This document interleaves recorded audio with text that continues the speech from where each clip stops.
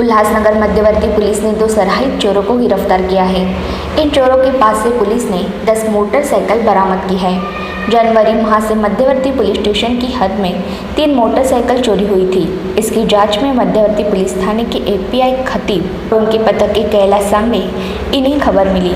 इस जानकारी के आधार पर महादू अडारी इस आरोपी को पुलिस ने गिरफ्तार किया। उनके पास से उनके साथीदार के नाम आगे आने पर पुलिस ने धीरज शिंदे इस आरोपी को गिरफ्तार कर उनके पास से 10 मोटरसाइकिल बरामद की है।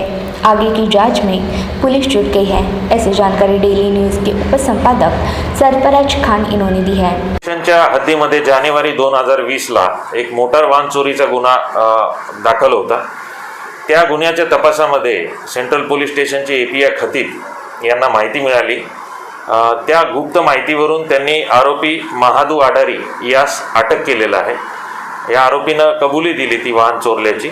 त्यानंतर त्याचा सह आरोपी धीरज संजय शिंदे याला सुद्धा अटक केलेली आहे। या दोन्ही गुन्हेगारांकडे आरोपींकडे आम्ही जेव्हा सखोल तपास केला तेव्हा त्यांच्याकडून 10 यापूर्वी चोरलेल्या गाड्या एकूण आम्हाला मिळालेल्या आहेत। त्या 10 मोटरसायकल्स आम्ही गुन्ह्याच्या तपासात हस्तगत केलेल्या आहेत।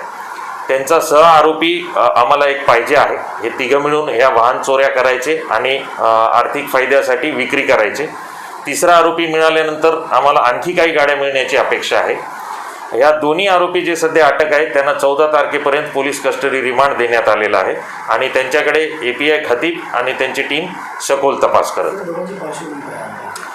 दोघांची पार्श्वभूमी गुन्हेगारी स्वरूपाची आहे। त्यांनी वाहन चोऱ्या करून उपजीविका वाहन चोरी करून विक्री करून त्यांची उपजीविका चालते। एकूण चोरी केलेल्या वाहनांची किंमत काय? एकूण चोरी केलेल्या वाहनाची किंमत 7.5 लाख रुपये आहे।